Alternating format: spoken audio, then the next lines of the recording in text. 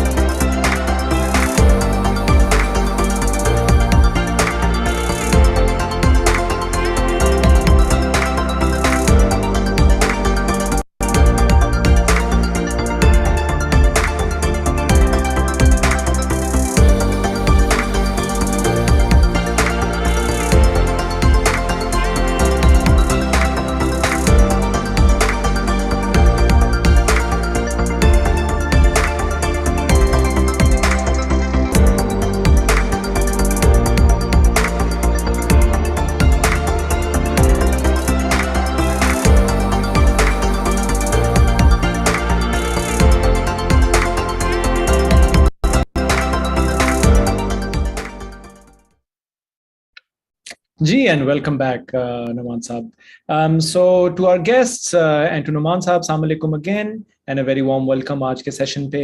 मैं Nouman Saab का formally तारुफ करवाता हूँ जी, so that we can begin our session. Nouman Ijaz is a Pakistani well-known television and film actor, anchor and presenter. He's one of the best actors of Pakistan on TV and film industry. He's been active since the late 1980s, and he has played several roles and has been a senior actor on television and cinema screen. The living legend of Pakistani showbiz industry, Mr. Nouman Ijaz, grew up in Ichra town in Lahore.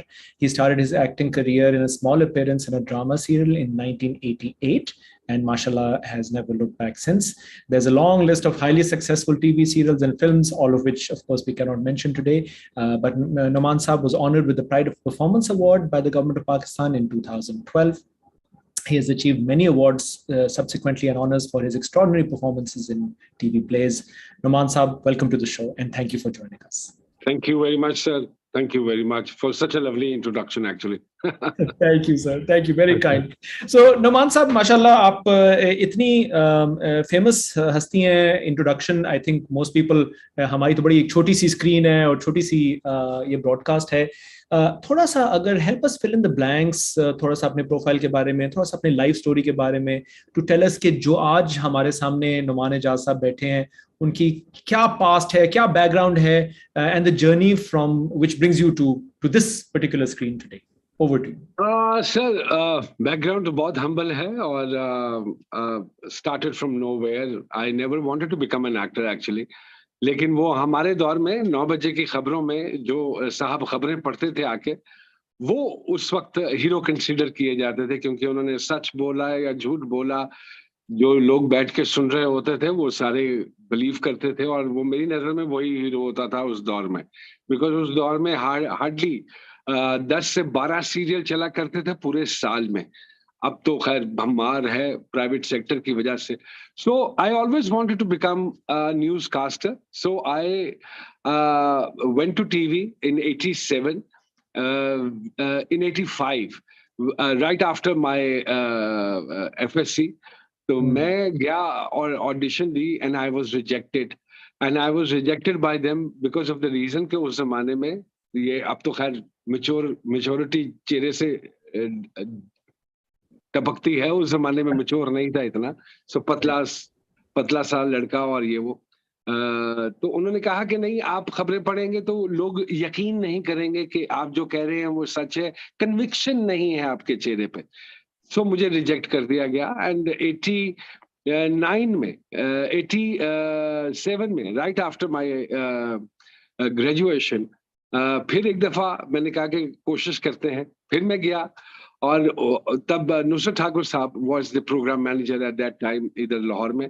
तो उन्होंने मुझे कहा कि acting क्यों नहीं करते, खबरें क्यों पढ़ना चाहते हो। खैर मैंने अपना मुद्दा बयान किया, तो उन्होंने कहा कि नहीं, I don't know why but I see spark in you as an actor. मैं कह जी अच्छा, मुझे तो खैर आती नहीं है, लेकिन अगर आप कहते हैं तो क्या कह सकता हूँ। खैर उन्होंने मुझे एक स्क्रिप्ट दिया और मैंने तोड़ फोड़ जैसा बुरा भला बोल सकता था मैं बोला। और उसके बाद वो हमारे दौर में एक जामुनी रंग का, हल्के जामुनी रंग का, स्काई ब्लूइश कलर का एक्टर सेल का कार्ड बना करता था, जो कि बहुत बड़ी अथॉरिटी होती थी कि आपने टेलीविजन स्टेशन में एंटर करना है तो you need to have that card. उस जमाने में कवानीन थोड़े से सख्त हुआ करते थे, क्योंकि उस जमाने में मैं ये समझता हूँ कि ज्यादा डिसिप्लिन लोग होते थे, ज्यादा पढ़े लिखे लोग होते थे, और बासूल लोग होते थे, और उस जमाने में सिस्टम भी बड़ा अच्छा होता था। खैर, so I joined television as an actor, और फिर 88 में I got the opportunity to work with Nusrat Thakur साहब। एक प्ले था उनका जिसमें अजमुल हक साहब और समीना पीरजादा साहिबा were the lead, and I was given a character of a friend of अजमुल हक, और मेरे ख्याल में वो हार्डली 50 सेकंड का रोल था, और एक लाइन थी, और वो एक दोस्त है जो लम्स जब यहाँ हुआ करता था गुलबर्ग में, तो लम्स के ग्राउंड में वो भाग रहा है, एक्सरसाइज कर रहा है, और वो उसका दोस्त अजमुल हक आता है जो कि नशे में गिरफ्तार होता है और उसको पैसों की जरूरत होती है। तो वो अपने इस दोस्त से कहता है, जब वो चक्कर लगा के दो आता है, कि कुछ पैसे हैं तो मैं ट्रैक सूट के लोअर में हाथ डालता हूँ और उसमें से 200 रुपया निकलता है, यूं करके देखता हूँ, उसकी जेब में डालता हूँ और कहता हूँ ये रख लो, and then I again start jogging. So this was the start. ये तो बड़ा मैंने आपको आसान लफ्जों में बता दिया, लेकिन इस स्टार्ट को करने के लिए जो मुझे एक्सरसाइज करनी पड़ी वो बड़ी इंटरेस्टिंग है। उस जमाने में 3 दिन उस एक लाइन को बोलने के लिए कि ये रख लो। I used to go from my house to TV station. Rehearsal हुआ करती थी और उसके 75 रुपीज मिला करते थे पर rehearsal. So 3 days I used to go there. और एक दिन तो मैं थोड़ा सा 5-10 मिनट लेट हो गया, लेकिन आप यकीन मानिए वो 5-10 मिनट जो मैं लेट हुआ, मेरे में इतनी जरूरत नहीं थी कि मैं नॉक करता और मैं अंदर जाता, बिकॉज वो सब रिहर्सल कर रहे थे। सो उस जमाने में इतना डिसिप्लिन होता था कि आप डरते थे, डायरेक्टर के कमरे में लेट जाते हुए आप डरते थे, शर्मिंदगी होती थी, लेकिन आपको उस प्रोसेस से गुजरना पड़ता था जो कि 3 दिन की रिहर्सल होती थी। इसीलिए उस जमाने का काम आज भी स्टैंड आउट करता है, और पूरी दुनिया में वही काम ज्यादा मशहूर हुआ है। Ankahi, Waris, and still I mean there are so many plays, because उनके पीछे एक बकायदा एक्सरसाइज इन्वॉल्व होती थी to give the best to the viewers. अब तो हम टेक्नोलॉजी की वजह से बहुत ज्यादा एडवांस हो गए हैं, और उसके बाद अब तो खैर सिस्टम ही सारे का सारा बदल गया है, चेंज हो गया। सो वो, और फिर उसके बाद कि जी आपने वो ट्रैक सूट भी क्योंकि अरेंज करना है, क्योंकि लंबा चौड़ा था, तो वो मेरे साइज का ट्रैक सूट टीवी स्टेशन नहीं था। And I went to a friend of mine, he was a hockey player, and I asked him for his track suit for just only 1 day। I remember he said कि I don't have a, ठंडा वाला नहीं है। और ये shooting कब हो रही है? जुलाई के महीने में, जब सख्त गर्मी पड़ रही। सो मैंने उससे वो गरम वाला उसका ट्रैक सूट का लो लिया। मैं कहा यार एक ही तो सीन करना है, no big deal. And I vowed it, and I went to LUMS के पीछे मुझे लोकेशन बोल दी गई थी, and I waited for the crew to come there, and the crew came at, I mean I was supposed to be there at 1, the crew came at 2:30। और फिर उसके बाद वो सारे के सारे, क्योंकि अजमुल हक साहब का जिनवा साथ ही होता था, तो वो सारे अंदर चले गए चाय पीने के लिए। और मुझे याद है कि जो नया टैलेंट होता था उसको कैसे उस जमाने में थोड़ी सी आप समझ रहे हैं ना, बिल्कुल। एक डिस्टेंस रखा जाता था उससे। तो मैं बाहर धूप में ही खड़ा, और आप यकीन मानिए कि उस गर्म ट्रैक सूट ने मेरे पीछे इतने इतने मोटे, वो उस जमाने में पित्त निकला करती थी, वो तो आज भी निकलती है, खैर। तो वो गर्मी से वो पित्त निकल रही थी, और उसके बाद I did that character which was hardly of 50 seconds, और उसके लिए मुझे 7-8 दफा भगाया गया, और ताकि वो पसीना आए और वो लगे कि ये वाकई ही एक्सरसाइज कर रहा है। और उसके बाद एक 500 रुपए का चेक मिला, and I didn't tell anybody that I have done a play, and I waited for that play to be aired. And मुझे याद है अच्छी तरह कि जब वो चल रहा था तो आई वाज अलोन, और मैंने सोचा कि अभी मेरा सीन आएगा। तो in the meantime break हुई, और मैं ब्रेक में उठ के वॉशरूम गया, और जब वापस आया तो ब्रेक खत्म हो चुकी थी, और उसी दौरान मेरा सीन भी खत्म। So I couldn't watch myself, how was I looking in that track suit and everything, but it's a great memory ji, that was my start. And then again Thakur Sahab called me up, फिर 2-3 दफा। पहले 4 independent plays I did with Nusrat Thakur Sahab, and what a teacher he was, Allah bless his soul जी।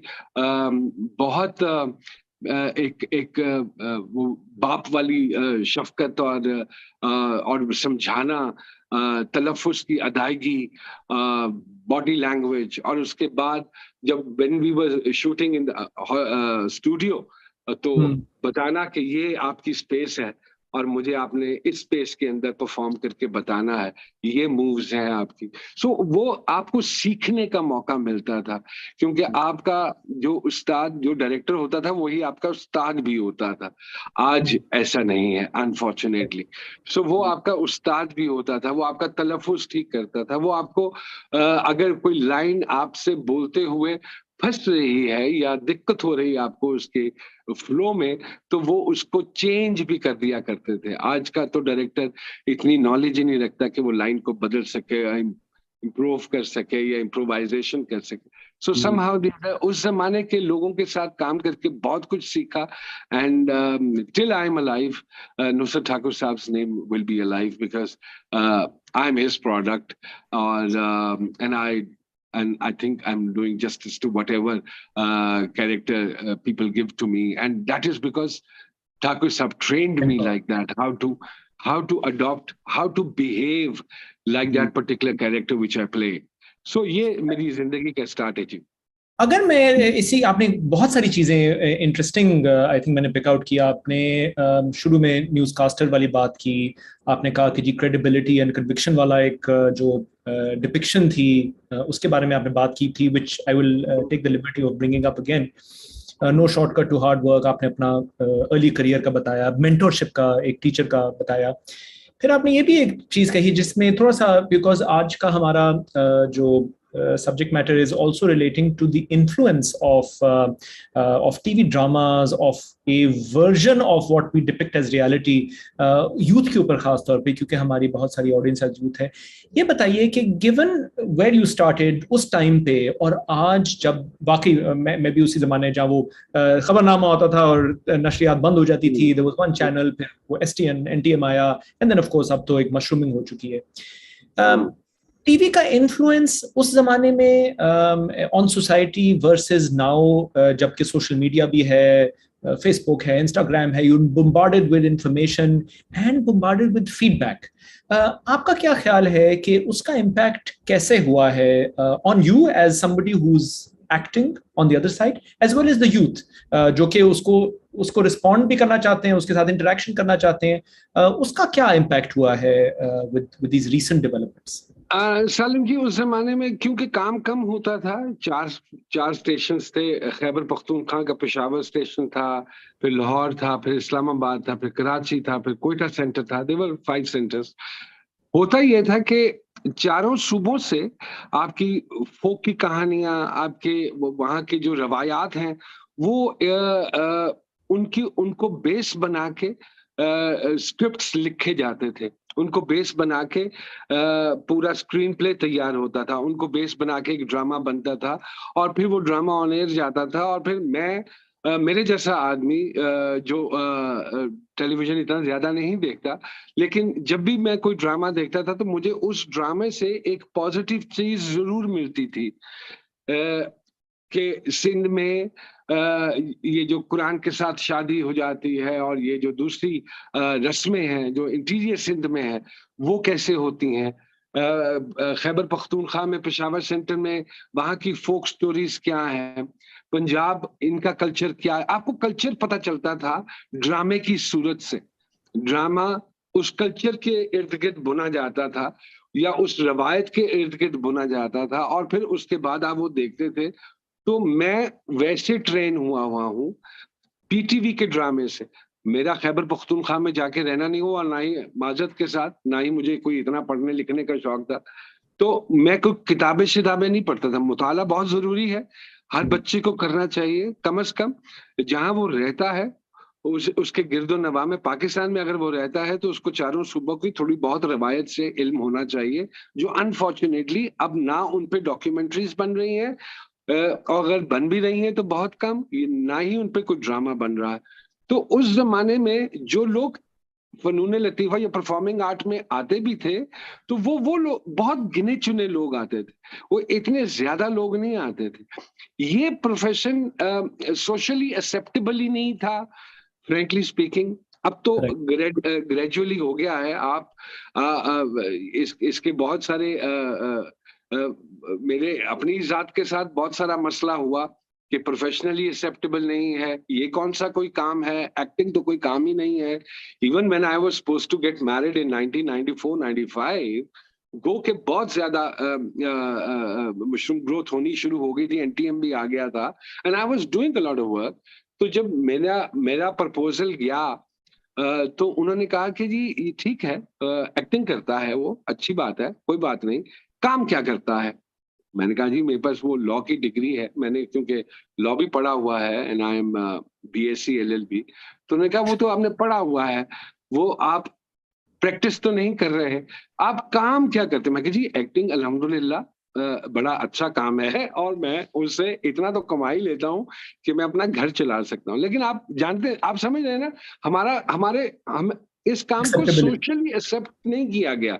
और आज भी आई am sure कि बहुत सारी families में और खानदानों में बच्चियों को शौक जरूर है लेकिन वो एक्सेप्टेबिलिटी नहीं है समहाउ दी अदर। मुझे आज भी फील होता है, हालांकि हम बड़े मॉड हो गए।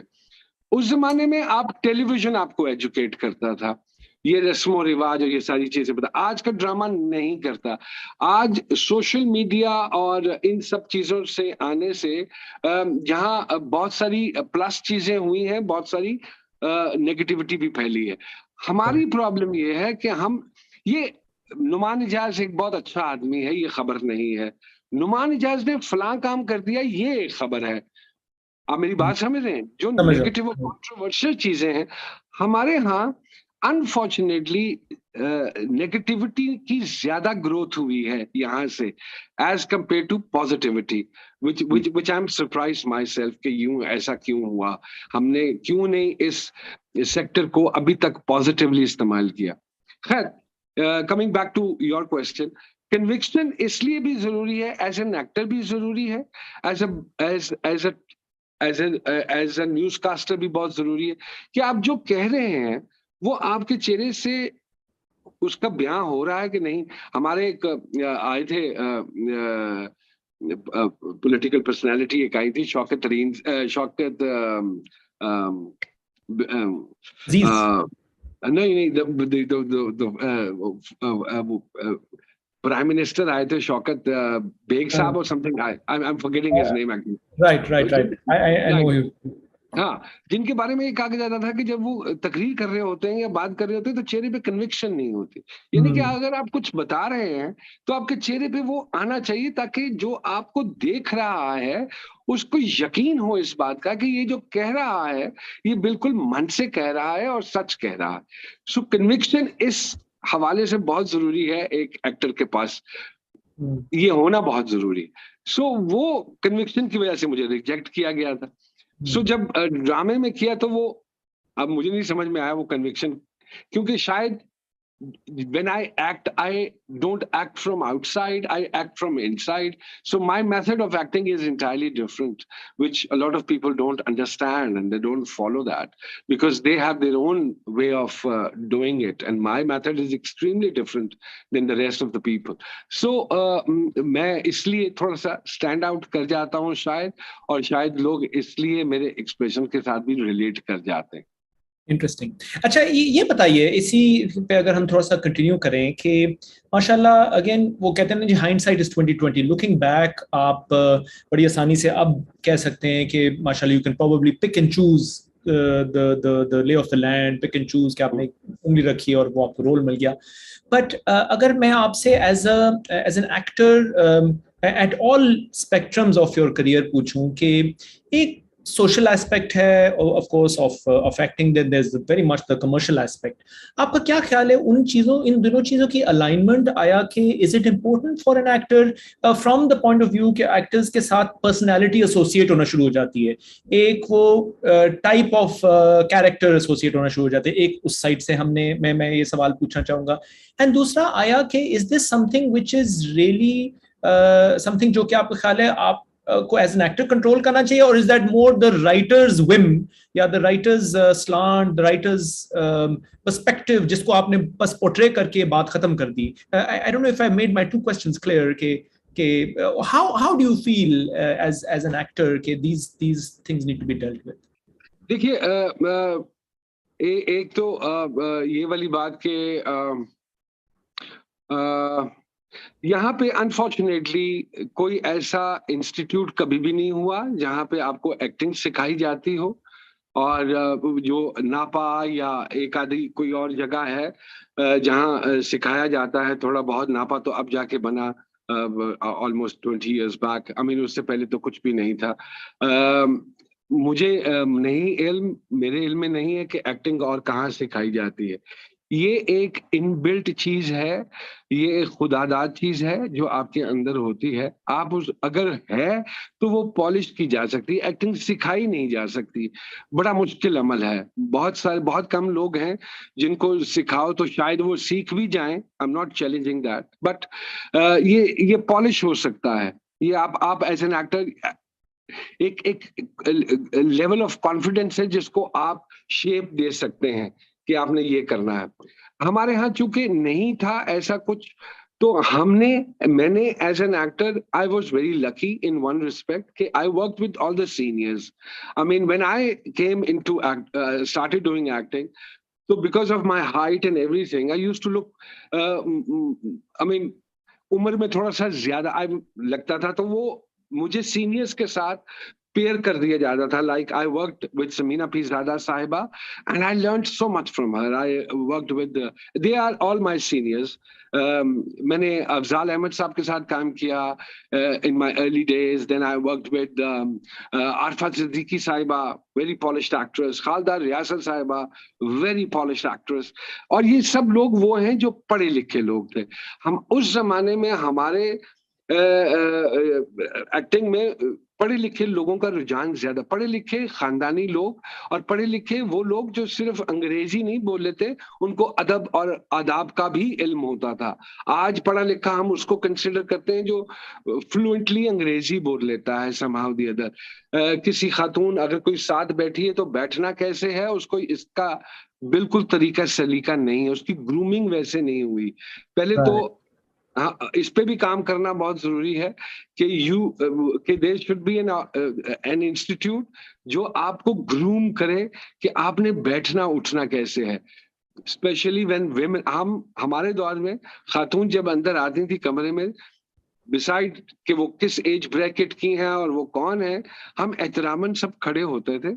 हमारी कभी जरूरत नहीं होती थी डायरेक्टर की कुर्सी पे बैठने. सो हमें वो ये समझ लीजिए कि अदब भी सिखाया जाता था और बताया. अगर आप नहीं खड़े हुए या कोई, तो आप सबको देख के हो जाते थे ऑटोमेटिकली.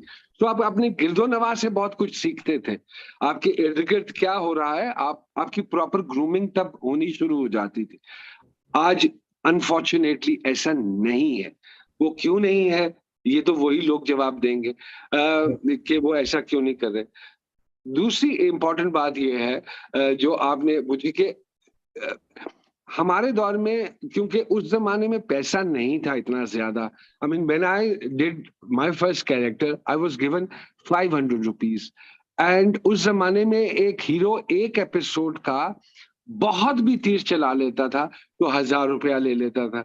अब अब हम ये कहें कि उस जमाने में पैसे में बरकत ही नहीं। उस जमाने में पीटीवी की हमेशा फी स्ट्रक्चर बहुत नीचे रहा है प्राइवेट सेक्टर से। पीटीवी आज भी फी स्ट्रक्चर बहुत नीचे है। आज भी जब वो पीटीवी वाले हमें रिज्यू करते हैं तो वो पहले यूं करते हैं और फिर कहते हैं कि आपको पता है हमारा बजट। हालांकि वो बिलों की सूरत में सबसे ले लेते हैं फीस, लेकिन still when they approach us and we prefer to work in a private sector than for PTV.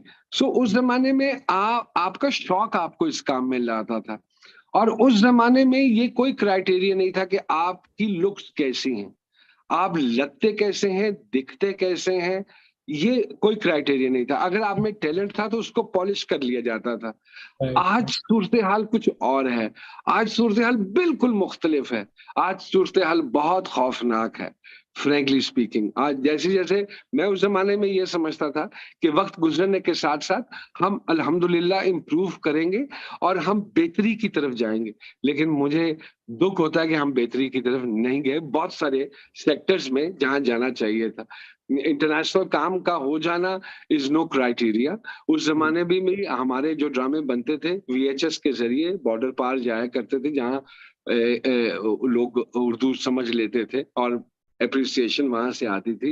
I mean Dalip साहब जैसे बड़े लोग जब पाकिस्तान आते थे तो उनकी कोशिश होती थी वो शनाज शेख साहिबा से मिलें, वो ऐसे अनकही के लोगों से मिलें, वो और जो फेमस लोग हैं उनसे मिलें, तो उनकी ख्वाहिश होती थी क्योंकि हमारा काम जाता था वहां पे और लोग देखते थे उसको। आज भी जाता होगा, आज तो खैर चैनल्स के थ्रू यूट्यूब के जरिए चला जाता है, लेकिन आउट ऑफ 10 आई थिंक, जैसे हिंदुस्तान में इतनी फिल्म बनती है और 5-6 ही सक्सेसफुल होती हैं। मुझे याद है मैंने अर्ली लेट 90s में एक प्रोग्राम किया करता था, मैं ख्याल हूँ किसी और का, तो उसमें मैं बेसिकली हिंदुस्तान की फिल्म का कंपैरिजन करता था जहां से वो उठाई गई है। वो कोरियन सिनेमा था या ईरानी सिनेमा था या हॉलीवुड की फिल्म थी, और उस जमाने में 1600 फिल्में बना करती थी साल में या 365 days a year। But Hindustan उस जमाने में 1600 फिल्में बनाता था। तो 1600 फिल्मों का आप देख लीजिए ना कि कितनी कामयाब होती थी उसमें और कितनी बड़ा बिजनेस करती थी। आज का काम, आज जो जो दिक्कत हम जैसे लोगों को आ रही है वो ये आ रही है कि काम क्रिएटिव लोगों के हाथ से निकल के कैलकुलेटर के हाथ में चला गया है। अब कैलकुलेशंस पहले होती हैं before we design something, so which is very unfortunate. और बहुत सारे उसके रीजन, ठीक है बिजनेस इंपॉर्टेंट है, लेकिन वो बिजनेस बिजनेस के पॉइंट ऑफ व्यू से भी नहीं किया जा रहा, वो दरमियान में ही कहीं लटका पड़ा है। वो कहते हैं ना, 1 रुपया बचाने के चक्कर में हम 10,000 का नुकसान कर देते हैं।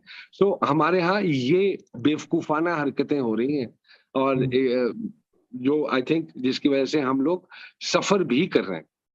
ओके, थैंक यू नुमान साहब, I think very comprehensive answer. And मैं लास्ट से पहले शुरू करता हूँ, कुछ जो हमारे लाइव क्वेश्चंस हैं वहां से भी सवाल आ रहे हैं फ्रॉम फेसबुक।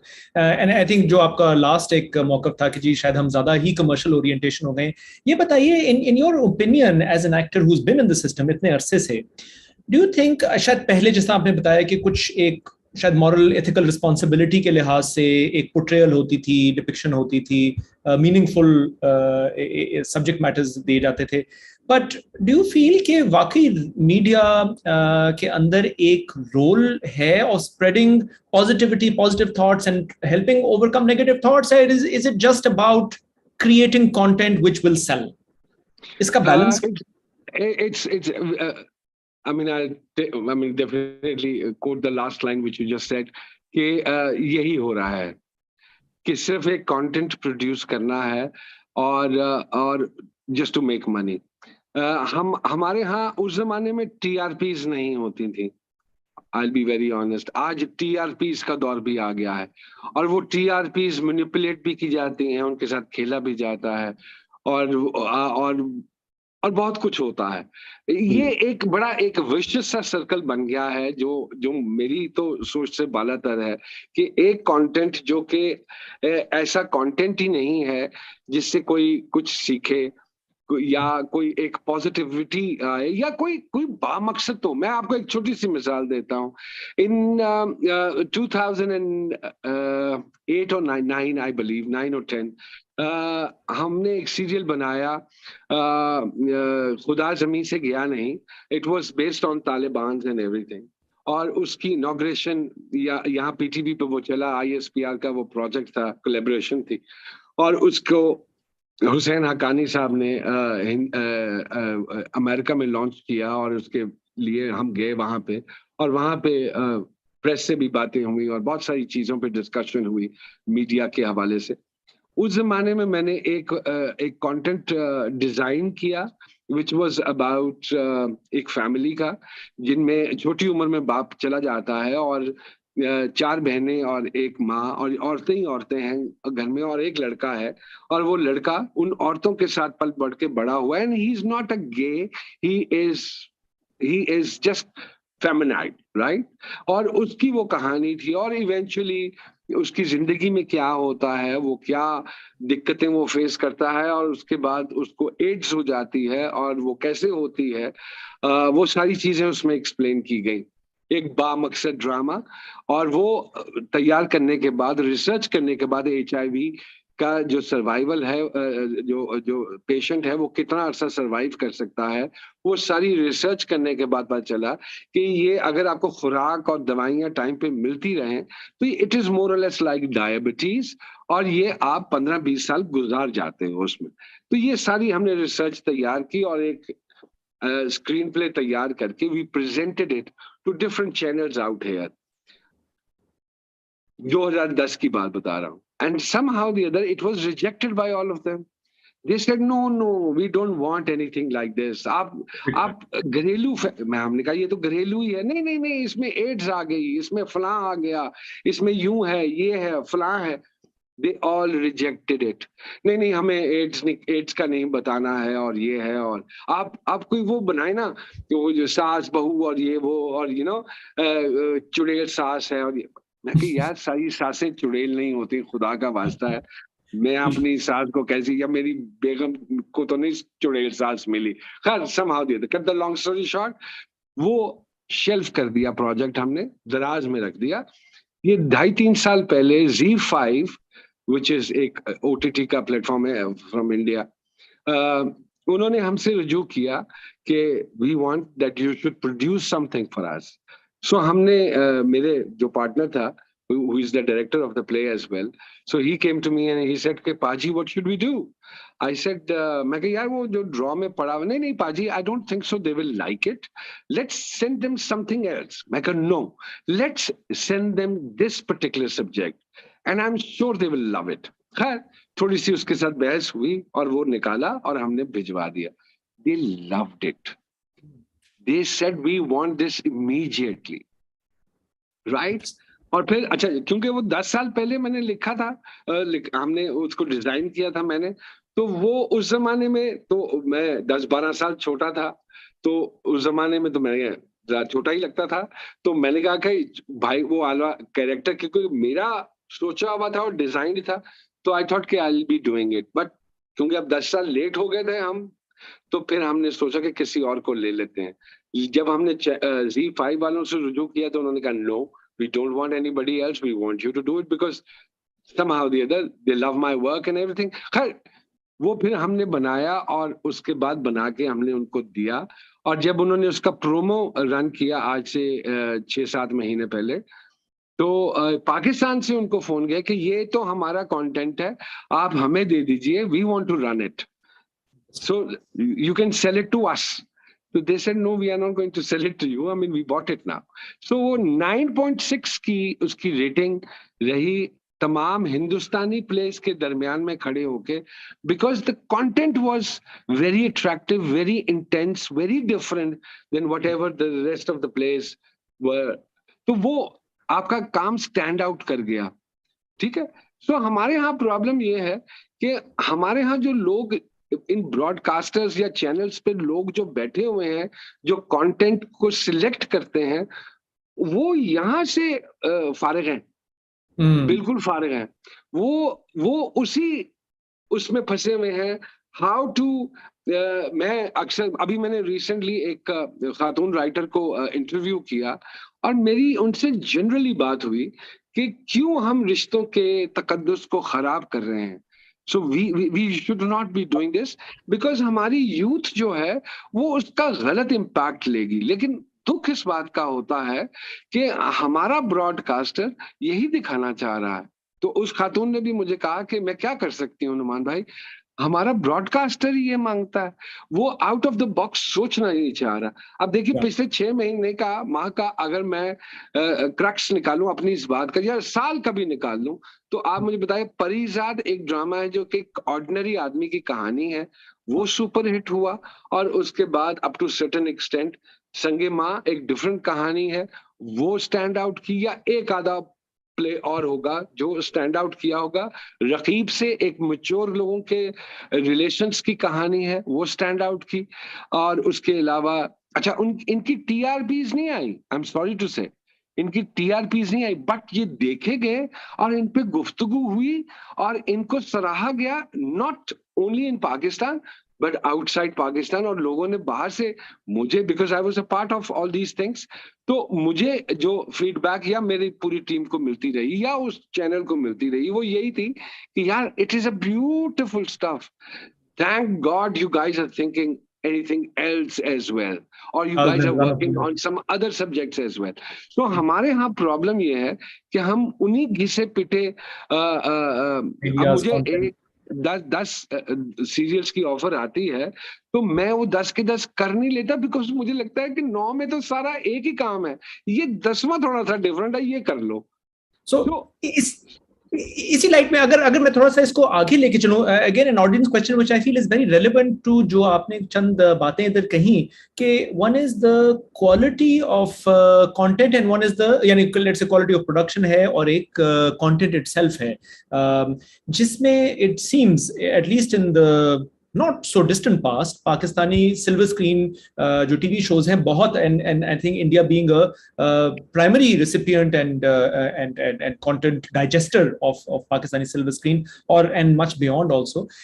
ये बताइए कि ये जो recent हमें viewer question है, मैं थोड़ा सा उसको twist दिया, recent जो influx हो रहा है of Turkish drama series, is it the content जो कि अच्छा है for example, या production अच्छी है, या again nuts and bolts के जी it's just cheap enough content for the local media to buy, but it's not just cheapness of the content, because it seems कि हमें digest करने का शौक है.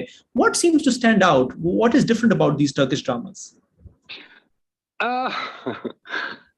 I tell you, टर्किश ड्रामे में Turkish drama इसलिए वहां से लिया जाता है, जो टेक्निकल चीज है वो मैं आपको बताने लगा हूँ कि टर्किश ड्रामा वहां से आपको बहुत सस्ता मिल जाता है, वो रीरन्स में आता है।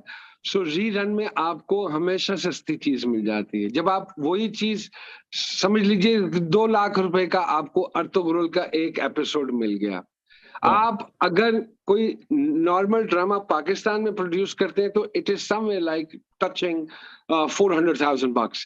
तो वो आप कहते हो कि यार मैं लोकल लोगों को लेके और ये करूं और फिर कहानी पे भी काम करूं और फिर 36,000 और मसले हो, तो वो कहता है कि मैं वहां से लेता हूँ 1.5-2 लाख रुपए का पर एपिसोड मुझे मिलता है, उसकी मैं डबिंग करवाता हूँ और उसके बाद ये चला देता हूँ, and I if the play is good so I will be making money in the end of the day. हमें अपने आप को सबसे पहले तो एक चीज डिफाइन करनी है कि हमें अपना कंपैरिजन किसी के साथ नहीं करना। हम जिन पैसों में, हम जिन रिसोर्सेस के साथ काम करते हैं, आप यकीन मानिए हम जहाद करते हैं। हमारे यहाँ कोई आइडियल सिचुएशन नहीं है, and when you will talk to any other person he will never say all these things which I will be telling you. हम आज भी पीनट्स पे कहीं काम कर रहे हैं, जो कि लोग शायद ये समझते हैं कि we are minting money. No, if you compare it with the rest of the markets all over the world, we are the lowest. India जैसे काम करता है हिंदुस्तानी ड्रामे, देयर बजट्स आर ह्यूज, वहां पे प्रॉपर प्रोफेशनल तरीके से काम होता है और वहाँ पे प्रोफेशनल तरीके से चीजें हैंडल की जाती हैं।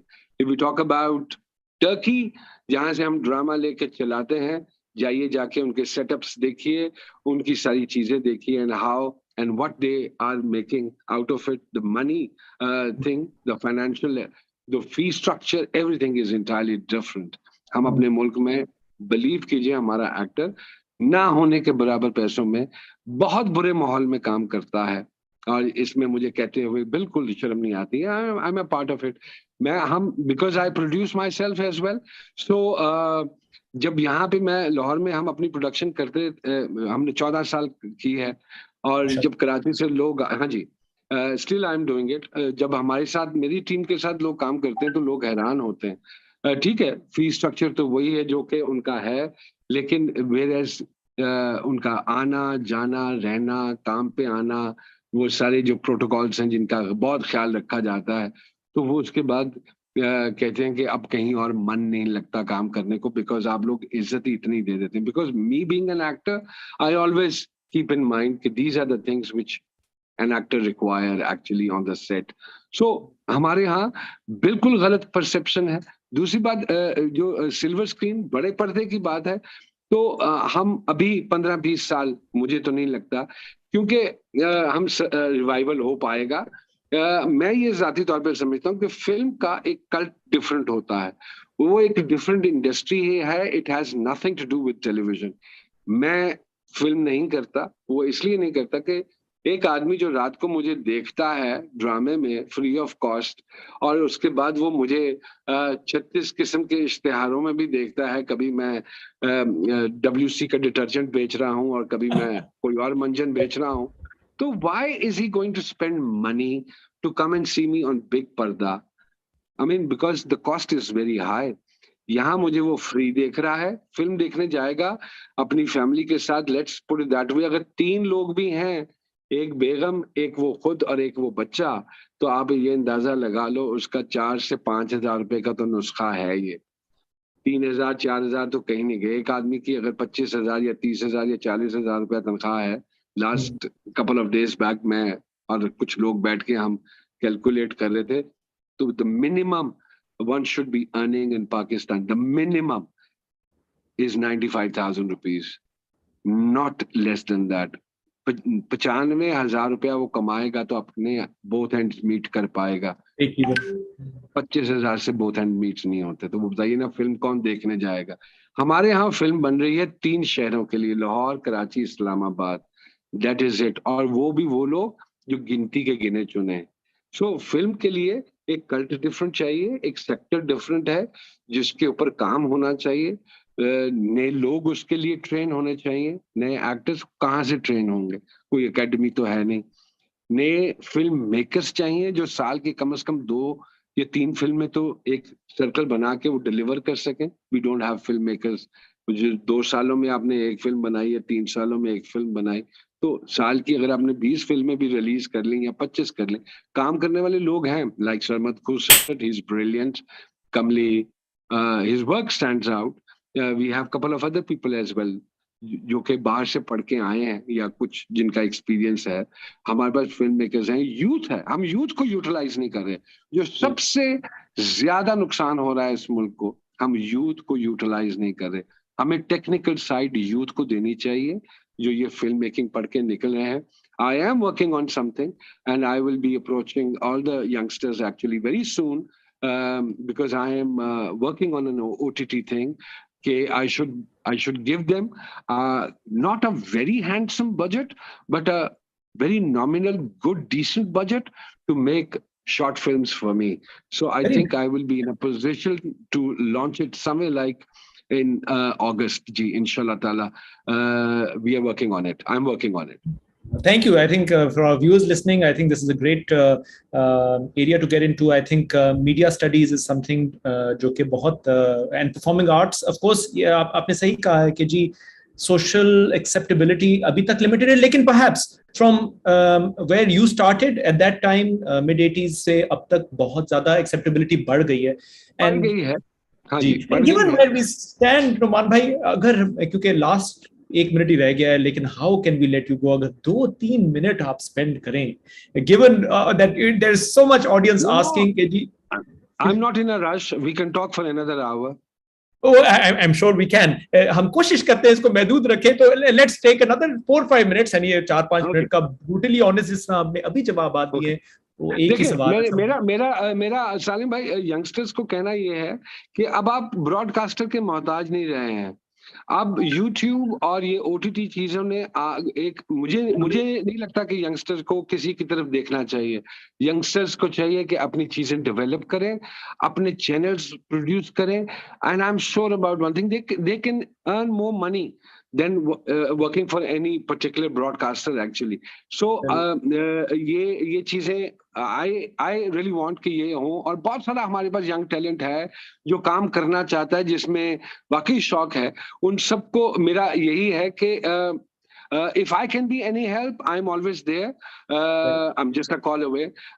I'm working on a few things. Inshallah, I will share it with you and the youngsters as well. ये जब तक blend नहीं होगा, youth और पुराने लोग ब्लेंड नहीं होंगे आपस में। पूरी दुनिया में एक एक्सपेरिमेंट किया गया है कि young behind the camera and experience in front of the camera, क्योंकि नई सोच नई चीज तख्लीक देती है।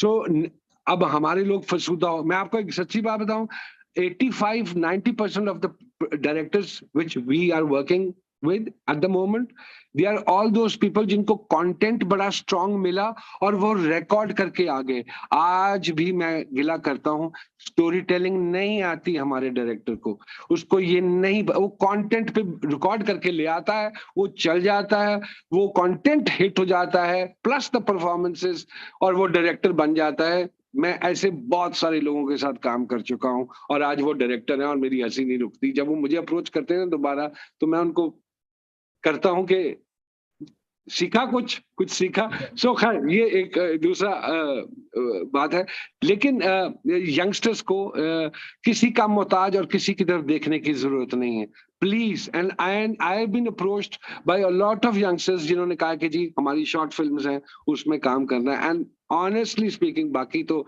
लिहाज नहीं करते, तो मैं तो यही कहता हूँ कि यार I am there for you, let's do it, let's create some kind of a difference between what people are doing on television and what you guys can do. बिल्कुल, आपने बिल्कुल सही पकड़ा इसको कि जी ओटीटी और ये जो टेक्नोलॉजी वाला element, everybody has the basic tools जिससे वो शॉर्ट फिल्म्स कंटेंट क्रिएट कर सकते हैं। Content creation is in everybody's hands. Equipment अब सस्ती हो गई है, और एक वो जो आप कह रहे हैं ना, behind the scenes, behind the other side of the camera पे इतनी ज्यादा एक रेल्म ऑफ अपॉर्चुनिटीज एग्जिस्ट करती है जो कि 15 even as soon as like 10-15 years ago, as recent, वो नहीं एग्जिस्ट करती थी। अब हर किसी के हाथ में एक प्रोडक्शन की कैपेबिलिटी आ चुकी है, which is हर एक के हाथ में एक कैमरा है, वो कुछ भी शूट कर सकता है। This mobile is a camera. Hollywood में, I am forgetting the name of that movie, जिसने वो कैमरा रख के एक शॉर्ट फिल्म बनाई और वो इतनी अप्रिशिएट हुई कि कुछ कहने की हाल नहीं। सो अब तो आप किसी के मोहताज रहे नहीं। अब तो 4K का कैमरा तो आपके मोबाइल में लगा हुआ है। Exactly. Which is a professional camera in the end of the day. So कहने का मकसद है वो ब्रॉडकास्ट, ये हम पता क्या, हम अपने लथार्जिकनेस, अपनी लेजीनेस और उसके ऊपर हम अपने आप को बुरा भला कहते रहे, तो ये हमारी गलती है। तो हमें किसी को बुरा भला कहने की जरूरत नहीं है, हमें अपने खुद पे काम करना है और अपनी सलाहियतों को खुद बरूए कार लाना है। That is it. अच्छा नुमान भाई, आप जाने से पहले आखिरी सवाल है, let's take off the gloves, the boxing gloves जो पहने थे, आप bare fist you say things as they are। सवाल आया है from the audience के जी, for those youth who, production की side aside, who want to get into the acting field, अच्छा, मैं आपको वही बताऊं, मैंने अभी थोड़ी देर पहले बोला था कि पाकिस्तान टेलीविजन में प्रॉब्लम ये थी कि वो पाकिस्तान प्रॉब्लम नहीं बल्कि प्लस पॉइंट ये था कि वो खतो खाल को बॉदर नहीं करते थे। वो ये देखते थे कि अगर आपको टैलेंट, आप में टैलेंट है तो उसको पॉलिश करते थे। हमारे यहाँ क्या इशू हो रहा है आज के दौर में, मुंडा गोरा चिट्टा हुए, पप्पू लगदा हुए, प्यारा लगदा हुए, बिल्लियां अखा होन, ककरी दाढ़ी होवे, ए मुंडा चाहिए भावे उन्होंने टके दा ना काम आंदा वे I mean I am being in Punjabi and I am sorry I am being a Punjabi I love talking in Punjabi so हमारे यहाँ इश्यूज ये हैं इसीलिए मैं यंगस्टर्स को ये कहता हूँ कि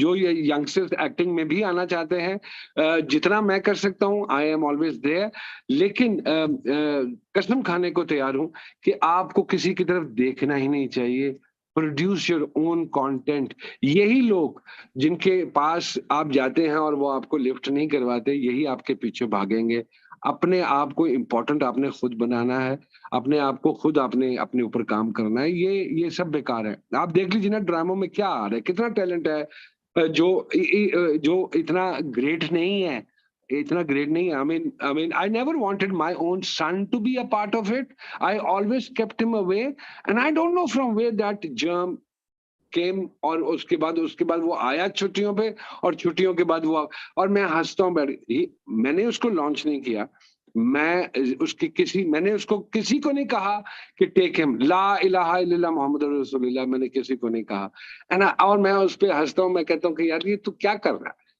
कहते हैं you leave it I mean मैं वहां से जाता हूँ नहीं आता जी sorry so in other words I think passion हो एक आपकी इल्तिजा हो you have that drive and ambition कि मैंने करना है तो I think like you said मैं माशाल्लाह आपके सारे बेटों से मिला हूँ and hats off to them वाकई I think if they've got where there is a will there is a way and आज की दुनिया में as opposed to again even in the very recent past जो opportunities available है हमारे youth के पास हर area में including acting including production including direction everything is in your hands use it wisely I think that's what we will do so and sorry Salem ji and I also I mean because I'm doing a program by the name of G Sarkar as well और जब मुझे पता चलता है कि कोई बच्चा या कोई बच्ची कुछ कर सकते हैं कुछ गा सकते हैं और believe it against the policies of the channel I invite them in my program और मैं उनके साथ बैठ के बात करता हूँ बकायदा and it went on air मैंने तो बहुत सारे young talent को बच्चों को प्रमोट किया है अपने प्रोग्राम में जो बच्चे सुन रहे हैं देख रहे हैं उनमें से कोई गाना चाहता है या गाता है एंड उसको कोई प्लेटफॉर्म नहीं मिल रहा तो I am very much there my number is 0300 8444353 and I am open for everything and you can call me I can fix you up come in G Sarkar program I will make you sit with a big celebrity and you express yourself कि आपको क्या दिक्कतें और क्या मुसीबतें पेश आ रही हैं और आप क्या करना चाहते हैं और आपको क्यों नहीं प्लेटफॉर्म मिल रहा हम ये सारी बातें करेंगे मैं तो ये सारी बातें करता हूँ कहीं और नहीं होती हैं बातें कहीं और नहीं होती और मैं प्रमोट भी करता हूँ तमाम बच्चों को और बड़ा यंगस्टर आता है मेरे पास और गाहे बगाहे वो गाता रहता है और मैंने तो एक बकायदा आई वेलकम देम यार I welcome them I mean हाँ so I think वही बात कि जी not only talking the talk but walking the walk वाली बात है आपने तो टेलीफोन नंबर भी सामने लिख दिया है आप लोगों ने पूछा था कि जी what can we do to kind of keep going what are the requirements तो देखें नुमान साहब ने अपना फोन नंबर भी दे दिया एक प्रोग्राम में एक प्लेटफॉर्म दे दिया on which you can use as your launching pad so I think इसके एंड इन अगस्त आपके प्रोग्राम की वसादत से अभी तक ये बात मैंने कहीं की नहीं थी लेकिन we are working on OTT and I want उन ड्रामोज में वो यंगस्टर ही बनाए यंगस्टर ही उसमें काम करें विद एक आधा सीनियर ताकि वो सीनियर से कोई चीज सीखें और मुस्तफीद हों और उसके ऑपोजिट काम करें ताकि उनकी क्राफ्ट भी पॉलिश हो so this is what I am planning and इंशाल्लाह very soon I will break this news and I will invite all the directors जो बाहर से पढ़ के आए हैं जो यहाँ पढ़ा है जिन्होंने और जो कुछ करना चाहते हैं और उनको जगह नहीं मिल रही दे आर वेलकम जी Fantastic, Nouman साहब, thank you so much. This is quite amazing. अभी तो हमें वो breaking news का टिकर और वो जो sensationalism वाला म्यूजिक चलाना चाहिए ना वो मेरे पास होता मेरा Steam Deck तो मैं वो कुछ चला देता and suddenly things would have been awesome. But thank you so much for a very I think इससे ज्यादा candid session हम आपसे request नहीं कर सकते थे. Thank you for being very honest to me, to the students, to our viewers who are watching. हमारी faculty जो सुन रही है हम आपके बहुत मशहूर हैं. And जरूर आपको देखें one of the big parts of acting is self-confidence and self-confidence is needed for every student चाहे वो acting में हो या ना हो.